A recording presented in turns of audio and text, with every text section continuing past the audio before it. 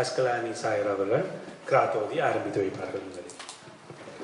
بسم الله الرحمن الرحيم الحمد لله الذي أنزل على عبده الكتاب ولم يجعل له عوجا قيما لينذر بأسا شديدا من لدنه ويبشر المؤمنين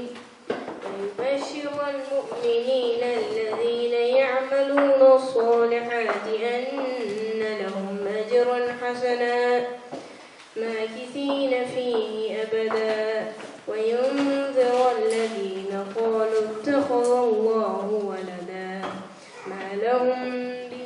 இந்த புத்தகத்தின் மூல கதை அந்த அக்கரப்பத்து சந்தையும் சேனை என்று கூறுகின்ற பிரதேசம் தான். அதாவது சேனை என்றால் உங்களுக்கு தெரியும், ஊருக்கு வழியாக விவசாயம் செய்கின்ற பிரதேசம். இப்போ இந்த இரண்டையும் அடிப்படையாக வைத்து இதில் மிக முக்கியமான 2 கதாபாத்திரங்கள்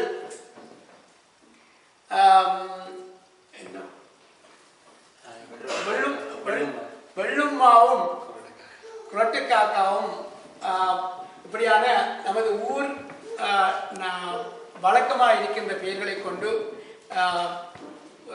வந்த கதாபாத்திரங்கள். இவைகள் உண்மையில் ஒரு சமூகத்தின் பிரதிநிதித்துவமாக சாதாரண அந்த மனிதர்கள் அங்கு அரசியல் தலைவர்களையோ அல்லது மத தலைவர்களையோ முன்னிலைக்கவில்லை. சமூகத்தில் அடிமட்டத்தில், அதாவது சந்தையில் வியாபாரம் செய்கின்ற அந்த சின்ன சின்ன வியாபாரங்கள், அதாவது பெரிய வியாபாரிகளும் இல்லை, காலையில் பின்னேரம் விற்று போட்டு வீட்டுக்கு கொண்டு போகிற அப்படிப்பட்ட வியாபாரிகளின் வாழ்க்கையில் ஏற்படுகின்ற முரண்பாடுகள், அது எப்படி சமூகத்தின் இடையில் அந்த இணைப்பையும் இறுக்கத்தையும் ஏற்படுத்தின என்பது மிகவும் மிகவும் துல்லியமாக காட்டியிருக்கின்றார். என்றால் நமது மண்ணை பற்றி, நமது மொழியை பற்றி, நமது நிகழ்வுகளை பற்றி எழுதுகின்ற ஒருவரை நாம் நிச்சயமாக மதிக்க வேண்டும். மக்களை பற்றி, நல்ல மக்களை பற்றி, அந்த நிலத்தை பற்றி, அந்த நிலத்தின் முக்கியமான சம்பவங்களை பற்றி நன்கு அறிந்த ஒரு எழுத்தாளர் என்ற. ஆனால் என்னை பொறுத்த வரைக்கும் நான் பிறந்து வளர்ந்து என்னுடைய நண்பர்களுடன் மற்றவர்களுடன் பேசிய பாஷையை தான் நான் எப்போதும் விரும்புகின்றேன், அதனை உள்ளார நேசிக்கின்றேன். அந்த அடிப்படையிலே இந்த நூலை பற்றி சொல்ல போனால், இந்த நூலில் இருக்கக்கூடிய வார்த்தைகள் அத்தனையும் என்னை மிகவும் கவர்ந்த சொற்களாக இருக்கின்றன. ஊரிலே நாங்கள் சாதாரணமாக சரளமாக பேசக்கூடிய வார்த்தைகள். இதைவிட ஒரு உண்மையை சொல்ல போனால், இவ்வாறான பாசையையும் இந்த சொற்களையும் தான் பாவிக்க வேண்டும் என்று என்னுடைய மகன்மார் 3 பேரையும் நான் இப்போதும் சொல்லிக் கொண்டிருக்கின்றேன். அவர்கள் நல்லா தமிழ் பேசுவார்கள், எங்களுடைய ஊர் தமிழை பேசுவார்கள். அது மிகவும் ஒரு சந்தோஷத்துக்குரிய விஷயம். என்னென்றால் இந்த சென்ஸ் தொடர்ந்தும் எங்களில் இருக்க வேண்டும் என்பதற்காக. அதாவது, வேங்கை வரிப்புலிக்கு நோய் தீர்த்த விடகாரி ஆங்கதனிற்கு ஆகாரமானாற் போல் பாங்கறியா புல்லறிவாளருக்கு செய்த உபகாரம் கல்லின் மேல் இட்ட கலம். அதாவது, வேங்கை வரிப்புலிக்கு ஒரு ஆள் ஒரு உபகாரம் செய்ய போனார். அவர் ஸ்டக் ஆயிட்டார் ஒரு சேருல. அப்ப இவர் சாலிவை கொடுத்து இழுத்து கஷ்டப்பட்டு இழுத்து முடிஞ்ச உடனே புலி ஃபர்ஸ்டா சாப்பிட தொடங்கின இவரை வேற ஈரல் தானே அவருக்கு தேவைப்படும். அப்ப அந்த கவிஞர் என்ன சொல்றாண்டா, தமிழ்ல அந்த இதை எழுதினவர், புல்லறிவாளருக்கு செய்த உபகாரம், இந்த அற்ப அறிவாளர்களுக்கு செய்ய தோங்குற உபகாரம் இருக்குத்தானே, அது கல்லின் மேலிட்ட கலம். ஒரு மட்பாத்திரத்தை, ஒரு மட்குடத்தை கொண்டு கல்லில் உடைச்சா எப்படி இருக்குமோ அதை வேஸ்ட். அப்படியான அந்த புல்லறிவாளர்களை பார்த்து இப்படியான பெரிய விழுமியங்களை சொல்லக்கூடிய உண்மையாளர்கள் ஒருபோதும் அவங்களோட இதை அடக்கி வாசிக்க கூடாது. இது நான் நினைக்கிறேன் அக்கரைப்பற்றினுடைய சரித்திரத்தில் எழுதப்பட்ட பெரிய ஒரு லிட்ரேச்சர்ல ஒரு ஹிஸ்டரியாக இது இருக்க வேண்டும். இதில் சொல்லப்பட்டிருக்கக்கூடிய ஒவ்வொரு அங்கத்தவர்களும் தொடர்ந்து நினைக்கப்பட வேண்டும். இதற்காக விமல் சகோதரர் அவர்களை நான் கடுமையாக என்னுடைய சமுதாயம் சார்பாக பாராட்டுகிறேன். அவருடைய பெயர் தொடர்ந்து தமிழ் ஹிஸ்டரியிலே, அதாவது அக்ரபத்தினுடைய லிட்ரேச்சர்ல எப்போவும் கூறப்படக்கூடிய ஒரு அறிஞராக அவர் ரெக்கார்ட் பண்ணப்பட வேண்டும் என்று என்னுடைய சமுதாயத்தை நான் கேட்டுக்கொள்கின்றேன். ஏனென்றால் ரசூல் ஸல்லல்லாஹு அலைஹி வஸல்லம் அவர்கள் சொன்னார்கள், குலில் ஹக்க வலவ் கான முர்ரா, கசப்பாக இருந்தாலும் உண்மையை சொல்லும். அது கசப் பண்றதுக்காக வேண்டி, சிலருக்கு ரொம்ப கஷ்டமா இருக்கான்றதுக்காக வேண்டி உண்மையை மறைச்சி சொல்ல வேண்டிய தேவை. ஒரு ஹிஸ்டரி எழுதுற உண்மையான ஒரு எழுத்தாளர் டியூட்டி உண்மையை சொல்லும். கான்சிக்வன்சஸ் என்னையாவது வரட்டும், அதை அவர் செய்திருக்கிறார். எனவே என்னுடைய சமுதாயம் சார்பாக அவருக்கு நான் நன்றி சொல்லி இந்த இடத்திலிருந்து விடைபெறுகிறேன். உங்களுடைய இருக்கின்ற அடுத்த நாவல் அவரின் புலமையையும் அவரின் மண் சார்ந்த பார்வையையும் மிகவும் அழகாக காட்டியிருக்கின்றது. அவர் ஒரு சிறந்த எழுத்தாளர் கூட. எழுத்தாளர் என்பதை விட அவர் உண்மையிலேயே அந்த மண்ணில் வாழ்ந்து அந்த மண்ணுக்கே தனது இலக்கிய பணிகளை அர்ப்பணித்தவர் என்று கூறலாம். ஏனென்றால் அவர் இங்கே எந்த கதையும் புனையவில்லை. அவர் இங்கே வாழ்ந்திருக்கிறார். இந்த புத்தகங்களின் ஊடாக அவரை நான் பார்ப்பதை விட அவரை ஒரு ஊடகமாக பாவித்து அந்த கடந்த காலத்தையும் அந்த கடந்த கால மக்களையும் அந்த பிரதேசங்களையும் நாங்கள் மிகவும் இலகுவாக அறியக்கூடிய அளவுக்கு இருக்கின்றது. அந்த அளவுக்கு மிக மிக எளிமையான முறையில் இந்த நாவலை எங்களுக்கு வடிவமைத்து தந்திருக்கிறார். உண்மையிலேயே ஒரு சகோதர பற்றுடன் நாங்கள் இருந்திருக்கின்றோம், எப்போதும் இருக்கின்றோம். எங்களுக்கு இடையில் எப்போதும் எந்த பிரிவினையும் வரவில்லை என்பதை அடிக்கடி அவர் ஆழமாகவும் மிகவும் ஆணித்தரமாகவும் இந்த புத்தகத்தில் பல இடங்களில் விவரித்தும் மிகவும் அழகாக சிலாயித்தும் சென்றிருக்கின்றார். நாங்கள் சில இடங்களை பார்க்க போனால் இது பிரிவினைக்குரிய விஷயம் அல்ல, இன சௌஜன்யத்துக்குரிய விஷயம். ஒரு தமிழ் வாலிபனுக்கும் ஒரு முஸ்லிம் வாலிபனுக்கும் இடையில் ஏற்பட்ட நட்பை மிகவும் அழகாக சித்தரித்து செல்கின்றார். அடுத்தது இதில் ஒரு சிறிய நிகழ்வு வருகின்றது. வெள்ளும்மா அவர்கள் எங்களுடைய பஸ் ஸ்டாண்டிலே நின்று கொண்டிருக்கின்றார். அம்பாறைக்கு போவதற்கு பஸ் ஒன்று தயாராகி கொண்டிருக்கிறது. அதே நேரத்தில் அந்த பஸ்ஸுக்கு கீழே ஒரு ஆட்டுக்கடாய் படுத்து தூங்குகின்றது. அதை அந்த டிரைவர், வேலாயுதம் என்கின்ற டிரைவர் அதை அறியாமல் அப்படியும் பஸ்ஸை இழுத்து விடுகின்றார். அந்த பஸ் என்ன செய்கின்றது என்றால் அந்த ஆட்டுக்கு மேலாக ஏறி அந்த ஆடு துடிதுடித்துக் கொண்டிருக்கிறது. அப்போது அதை அதுக்குரிய வேலை எல்லாத்தையும் முடித்து அவர்கள் அந்த ஆட்டை வெளியாலே எடுக்கிற சந்தர்ப்பத்திலே அவடத்தில் நின்ற சில இந்த சமூக பார்வையை வித்தியாசமாக செய்கின்றவர்கள், இந்த சமூகத்துக்குள் குழப்பத்தை விளைவிக்கக்கூடியவர்கள் என்ன செய்கிறார்கள் என்று சொன்னால், வேலாயுதம் என்கிற தமிழ் டிரைவர் சோனன் என்ற ஆட்டுக்கு மேலால ஏற்றி விட்டுறா இந்த பஸ் என்று சொல்லி சொன்ன உடனே அங்கே இருந்த வெள்ளம்மா என்பவர் நகைச்சுவையாகவும் இந்த இனத்துவேஷத்துக்கு சாடலாகவும் ஒரு வசனத்தை மேற்கொள்கிறார். அதாவது அந்த வெள்ளம்மா கேட்கிறார், எப்படா ஆட்டுக்கு சுண்ணத்து வச்சதுன்னு சொல்லி. இதை நாங்கள் வேடிக்கையாக பார்ப்பதற்கல்ல, அந்த எதிர்த்து வேலாயுதம் என்ற டிரைவருக்கு எதிராக எதிர்த்து நிற்கும் முஸ்லிம்களுக்கு ஒரு சாடல். ஆகவே இவ்விடத்தில் அவர் அந்த இன சௌஜன்யத்தையும் இனத்தின் ஆழமான விழுதுகளையும் மிகவும் நன்றாக கவனித்து அதன் முக்கியத்துவத்தை இங்கே விளங்கப்படுத்துகிறார். நான் அடுத்த ஆண்டு விமரன் போட எடுத்து சொன்னேன். மிச்சன் பேசினாங்க. பேசி போட்டு நான் ஃபேஸ்புக்கில் ஒரு ஸ்டேட்டஸ் அப்டேட் ஒன்று போட்டேன். இந்த இந்த அந்த அந்த அந்த இந்த காலத்தை அவர் வாழ்ந்திருக்காருன்னு நான் சொன்னேன். அனுபவிச்சு அந்த பாஷையில் எந்த ஒரு காகித லுவத்தில் இல்லாமல் அந்த வெள்ளந்தியான அந்த வாழ்க்கை முறை, அந்த மக்கள அந்த பழக்கத்தை, அந்த நடவடிக்கை, அந்த மனசை அப்படியே அந்த ஃபோட்டோ பிடிச்ச மாதிரி ஒரு படம் எடுத்த மாதிரி இதில் சொல்லியிருக்கேன். பவுசுக்கா அவங்களுக்கு தெரியும். பவுசுக்கா என்னோட பேசக்குள்ள சொன்னார், இது ஒரு ஸ்கிரிப்ட், இது ஒரு சினிமாக்குரிய ஸ்கிரிப்ட். உண்மையிலேயே இது ஒரு கிராமத்து கதைக்கு ஒரு ஸ்கிரிப்ட். இது அந்த செட்டிங் என்று சொல்லுவாங்க இங்கிலீஷில். அந்த செட்டிங் அக்கரைப்பத்தி சந்தை 85ஆம் ஆண்டுக்கு முந்தின சந்தையிலிருந்து அந்த 4 முக்கியமான நாட்கள். கொரட்டக்காக்கான்னு சொன்னால் ஒரு சில தெரியாதாக்கும், இன்னும் கொஞ்சம் சொல்கிறேன்னு சொன்னால் எங்களோட ஊரில் அந்த பனியானன்னு சொல்லுவாங்க. நம்மளோட உமா மாதிரி பனியானன்னு சொல்லுவோம். எனக்கு அவர் அப்படி தான் தெரியும். இந்த புத்தகத்துல நீங்க அந்த புரோட்ட காக்காண்டு வேர்டு தெரியும் வேண்டாம் புத்தகம் வாங்கி போகலாம் இந்த பனையான அரிக்குமோ என்னோட விமலான் கால் பண்ணிக்கிட்டு நீங்க பனையான தான் சொல்லலாண்டு ஓ அவரை தான் சொல்றேன் நான் வேற வேற காரணங்களுக்காக புரோட்ட காக்கான்னு செல்ல வேண்டியதுன்னு சொல்லி சொன்னேன். இந்த வெள்ளம்மா, அடுத்தது இந்த மயிலி பேத்தா, அந்த குலத்தழகி, இவங்களோட அந்த எந்த ஒரு ஒரு கசடில்லாத அந்த தன்மைகள், அந்த வெள்ளஞ்ஞான முறை, அதில் மிச்சம் அழகா சொல்லியிருப்பார் ஒரு இடத்துல.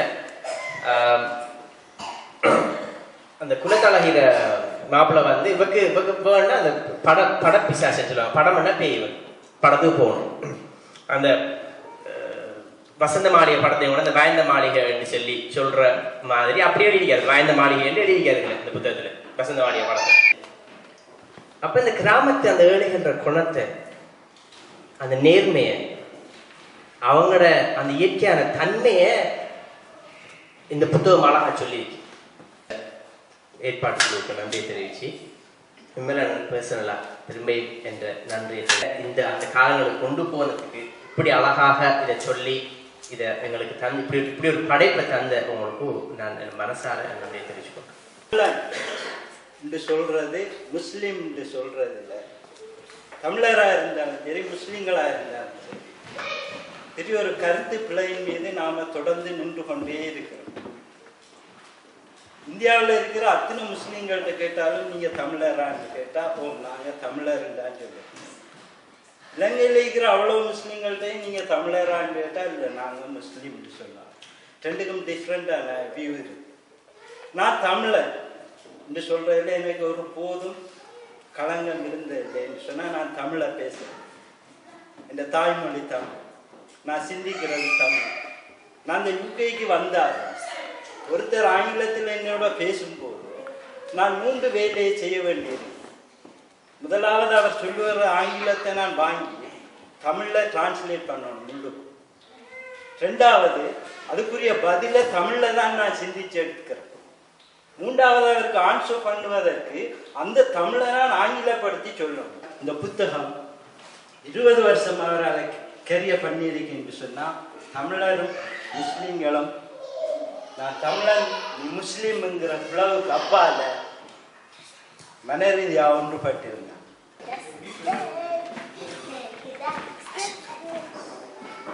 இந்த நேரத்தில் நான் இந்த புத்தகத்தின் பின்பாக 2வது தடவையாக நான் நெகிழ்ந்த நிமிடங்களை சந்தித்துக் கொண்டிருக்கின்றேன்.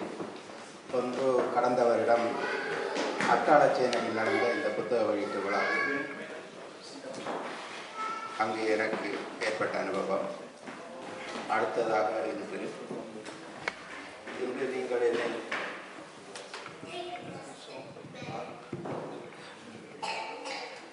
என்னை நீங்கள் முன்பு அறிந்திருக்க மாட்டீர்கள். என்னை இங்கு கொண்டு வந்தது சேர்த்தது இந்த புத்தகம். இந்த புத்தகம் எதுவென்று ஏனென்று உங்களுக்கு கேள்வி இருக்கலாம்.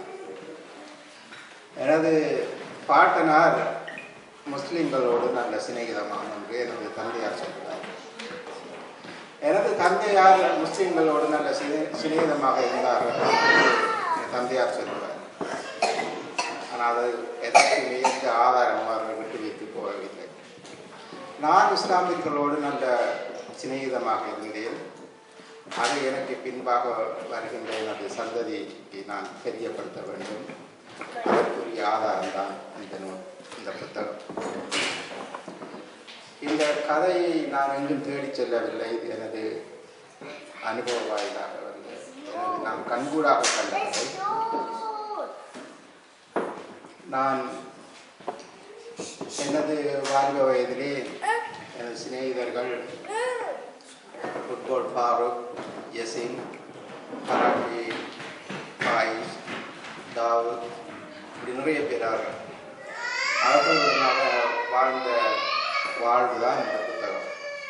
நான் கடந்த வருடம் சென்றபோது அவர்கள் இந்த புத்தகத்தை வாசித்து சொன்னார்கள், எங்களோடு நான் சேர்ந்து திரிந்தது 30 வருடங்களுக்கு ஒரு புத்தகம் எழுதுறதுக்கு தானா என்று கேட்டார்கள். அதுக்காக இல்லை, உங்களோடு வாழ்ந்த வாழ்க்கையை நான் மறக்க முடியாத மறக்க முடியாத பதிவுகளை நான் பகிர்ந்து சொன்னேன். இங்கு நான் ஒன்று குறிப்பிட வேண்டும். இந்த சந்தையை பற்றி அந்த தம்பி சொன்னார். சந்தையில் மழை பெய்கின்ற காட்சி இந்த புத்தகத்தில் அழகாக பதியப்பட்டிருக்கின்றது. இந்த சந்தை எனக்கு ஒன்றும் அள்ளித்தரவில்லை. நான் 2 பேருக்காக இருந்து வந்து போகின்றவர். இந்த சந்தையில் வியாபாரம் செய்தவர்கள் இருக்கின்றார்கள், சந்தைக்கு அருகில் வாழ்ந்தவர்கள் இருக்கின்றார்கள். ஆனால் சந்தை அழிந்து விட்டது, எரிந்து விட்டது. அதற்கு பின்பாக இன்று கிட்டத்தட்ட 25 வருடங்கள் எனக்கு இன்றும் ஒரு கோபம். நமது பகுதியில் சேர்ந்த எழுத்தாளர்கள், எத்தனை எழுத்தாளர்கள், எத்தனை கவிஞர்கள், ஒருவர் பேனா கூட இன்று வரை இந்த சந்தையை பற்றி ஒரு சொல் எழுதவில்லை. நான் கடந்த வருடம் நான் அட்டாளச்சனையில் போயிருந்த போது அவர்கள் கேட்டார்கள், பொதுமாலை நான் கேட்டார், என்னை வந்து கட்டி தழுவி கண்ணீர் சிந்துவது கேட்டார். நாங்கள் எல்லாம் செய்து முடித்திருக்க வேண்டிய வேலையை, நாங்கள் நினைத்து பார்த்திருக்க வேண்டிய வேலையை நீ 30 வருடங்களுக்கு பின்பாக இத்தனை மைலுக்கு அப்பால் செய்திருக்கின்றார். உனக்கு நாங்கள் எவ்வளவு கடவுப்பட்டிருக்கிறோம் என்று சொன்னார்கள். நான் அப்போதுதான் சொன்னேன், எத்தனையோ கவிஞர்கள், எழுத்தாளர்கள் இருந்து அவர்கள் எழுதவில்லை. ஆனால் நான் ஒரு எழுத்தாளர், அவர்களாக என்னிடமாக சொல்லியிருக்கலாம். ஆனால் இந்த சந்தையில் எந்த பங்கும் எந்த ஈடுபாடும் இல்லாத நான் இதை எழுதியிருக்கின்றேன் என்றால் அந்த சந்தையை எவ்வளவு பாதித்திருக்க வேண்டும், அந்த சந்தையை எப்படி எல்லாம் என் மனதில் பதிந்திருக்க வேண்டும். அது ஒரு அழகான பொக்கிஷம். அது எங்கள் பிரதேசத்தின் பிரதான பொக்கிஷம், அது பிரதான சின்னம். அதை அழித்து விட்டார்கள், நாம் அதை மறந்து விட்டோம்.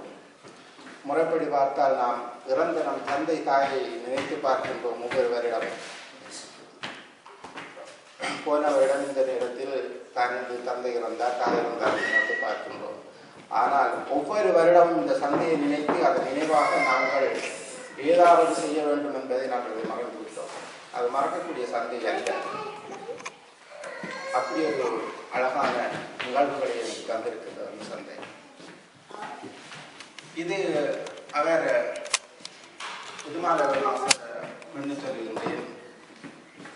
அவர் சொன்னார், எப்படி இதெல்லாம் நமக்கு ஞாபகம் எல்லாம் பாத்திரங்கள் எல்லாம் ஒருங்கிணைச்சு ஒரு நாவலாக வந்தாலும் பிரித்து பார்த்தா எல்லாமே எனக்கு வாழ்வுக்குள் நடந்ததுதான். எனது தந்தையார் ஒரு வட்டவிதானே. அப்ப நான் சிறு பையனாக இருக்கும்போது இந்த கதையிலேயே ஒரு மயில் பெத்தாண்ட ஒரு பெத்தா வருவா. அங்கே மயில் பெத்தாட அந்த குடிலத்தான் போக்குள்ள கவர் கோடியார் சேனையிலிருந்து அவர் சூடடிச்சு நெல் கொண்டு வருவார். 2 நெல் முடிய விறகு போடுவார். அப்போ மயில் பெத்தாக்கப்பா என்ன கவர் ஒவ்வொரு வருஷம் 1 முறை தருவா, 2 முறை 2 முறை தாரா ஏன்னு. அப்போ கவர் கோடியார் சொல்லுவார், இந்த வருஷம் கொஞ்சம் உண்டனை விளைஞ்சிருக்கு, அது அவனுக்கு தாரன், எனக்கு கூட விளைஞ்சிருக்கு. அப்போ இது இந்த சம்பவம் வந்து மயிலிப்பாத்தாவுக்கோ கவர் கோடியாக இருக்கிறான அந்த சம்பவம் இல்லை. நான் சிறு வயதாக இருக்கும்போது எனது வீடு கோலாவில் ரோட்டோரத்து வீடு. நான் சிறுவனாக இருப்பேன். பானங்கையிலிருந்து பூ இது வெள்ளாமை அடிச்சுட்டு பூ மிஷின் எல்லாம் எங்கள் வாசலிலும் 1 மூடை 2 மூடைன்னு இறக்கி விட்டு போவார்கள். நான் அம்மாவோட கேட்பேன், அம்மா ஏன் நம்ம எங்களுக்கு நெல் தராங்க? அப்பா சொல்லுவார், முஸ்லீம்கள் வயல் செய்தா விளைஞ்சா வயல் செய்யாதவங்களுக்கு அவங்க ஒரு பங்கு கொடுக்குறது வழக்கம்.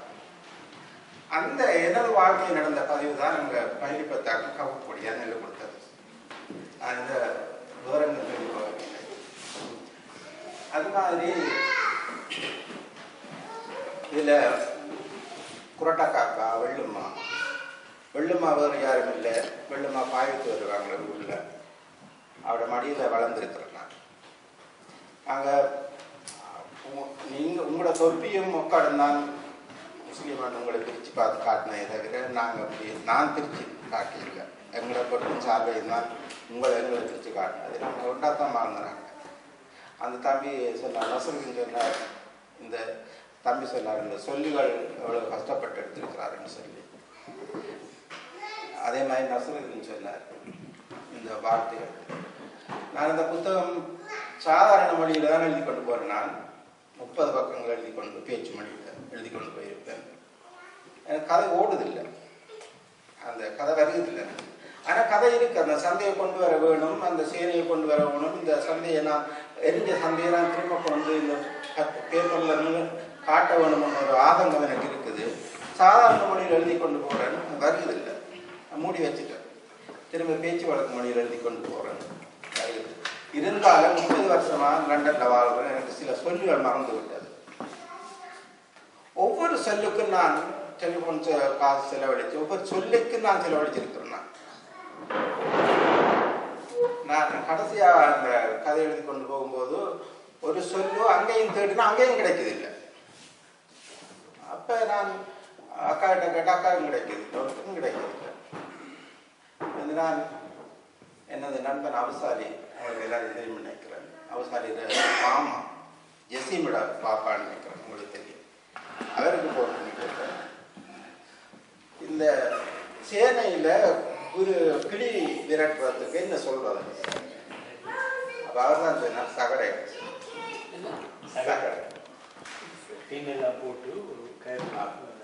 எனக்கு அந்த சொல்லு வேணும். அந்த சொல்லுக்கு பதிலாக நான் வேற எதையும் போட்டு எழுதியிருக்கலாம். இல்லை, எனக்கு அந்த சொல்லு வேணும். அந்த சொல்லுக்காக நான் செலவழிக்க டெலிஃபோன் காசு எனக்கு அப்படி இப்படியெல்லாம் அந்த நான் எனது நண்பர்களோடு கூடி தெரிந்து நான் எனது கண்ணால் கண்ட காட்டி அந்த நாவலின் முதல் அத்தியாயம். எல்லாரும் கேட்பார்கள், இதை எழுதினால் நமக்கு எப்படி நன்றி சொல்வதுன்னு சொல்லுவாங்க. நீங்கள் எனக்கு நன்றி சொல்கிறீங்க, உங்களுக்கு நான் நன்றி சொல்லணும். எனது வாலிப பருவத்திலே நான் இஸ்லாமிய ஊர்களிலே எனது பசியார் இருக்கின்றேன். இந்த போராட்ட காலங்களிலே உயிருக்கு பணையம், உயிருக்கு ஆபத்து ஏற்பட்டு உயிருக்கு உத்தரவில்லாத செஞ்ச நேரம் என்னை பாதுகாத்திருக்கிறார்கள். இப்படிப்பட்ட பல நம்பிக்கடன்களை நான் இந்த எனது நூல் மூலமாக நிறைவேற்றியிருக்கின்றேன். இதற்கு நீங்கள் நன்றி சொல்ல தேவையில்லை. இது உங்களோடு நான் வாழ்ந்த வாழ்க்கைக்காக, உங்களோடு நான் கொண்ட உறவுக்காக நான் தெரிவிக்கிறேன்.